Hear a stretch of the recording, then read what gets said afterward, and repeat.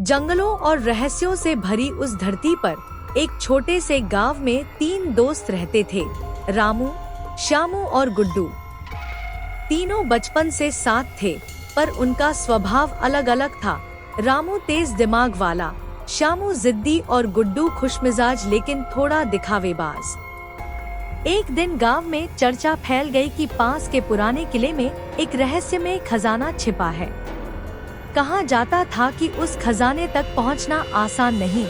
रास्ते में पहेलियां, जाल और कठिन परीक्षाएं हैं, जो सिर्फ सच्चे, समझदार और विनम्र लोगों को ही मंजिल तक पहुंचने देती हैं। तीनों दोस्तों ने तय किया कि वे इस चुनौती को मिलकर पूरा करेंगे।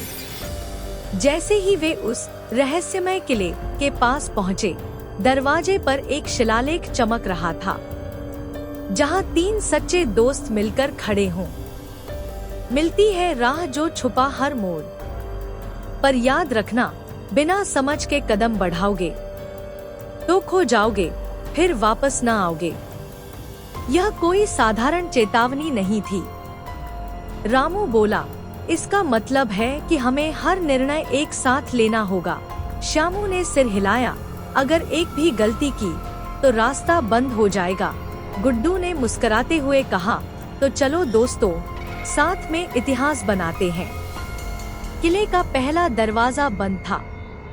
उसके नीचे लिखा था, 3 का संतुलन ही कुंजी है। उन्होंने समझा कि दरवाजा तभी खुलेगा जब तीनों का संयुक्त वजन बराबर होगा। रामू ने तराजू निकालने का सुझाव दिया, गुड्डू ने अपने झोले से कुछ सामान निकाला और मिलकर उन्होंने सही वजन बनाया। तभी दरवाजा चरमराते हुए खुल गया। अंदर का गलियारा अंधेरा और भयानक था। हवा में एक फुसफुसाहट गूंज रही थी। अचानक दीवार पर एक और संदेश उभरा, सांप की चाल और शेर का गर्जन। बिना समझे न बढ़ाओ कदम। धीरे धीरे सामने एक विशाल काला सांप रेंगता दिखाई दिया। श्यामू घबरा गया, पर रामू ने कहा, अगर हम शांत रहें और धीरे चलें, तो यह हमला नहीं करेगा। तीनों ने तालमेल से सांप की चाल की नकल करते हुए धीरे धीरे कदम बढ़ाए। सांप ने उन्हें देखा, मगर उन पर हमला नहीं किया। वे पार हो गए। यह उनका पहला असली इम्तिहान था। अब वे एक बड़े कक्ष में पहुंचे जहां एक पुरानी तिजोरी रखी थी।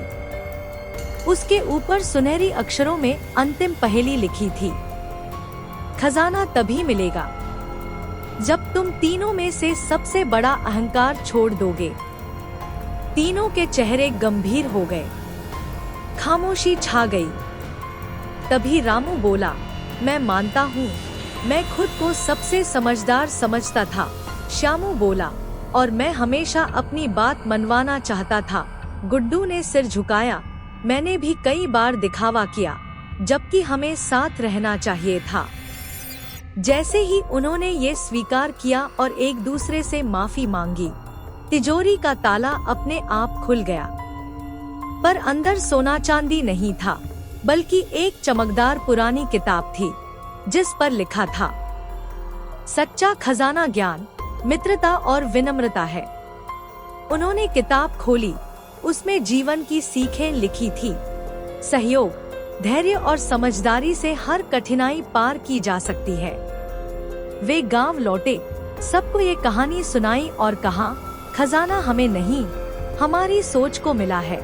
गांव वालों ने उस दिन से सच्ची समझदारी और विनम्रता का त्योहार मनाना शुरू कर दिया। सीख, सच्चा खजाना सोना नहीं, बल्कि अहंकार छोड़कर मिलजुल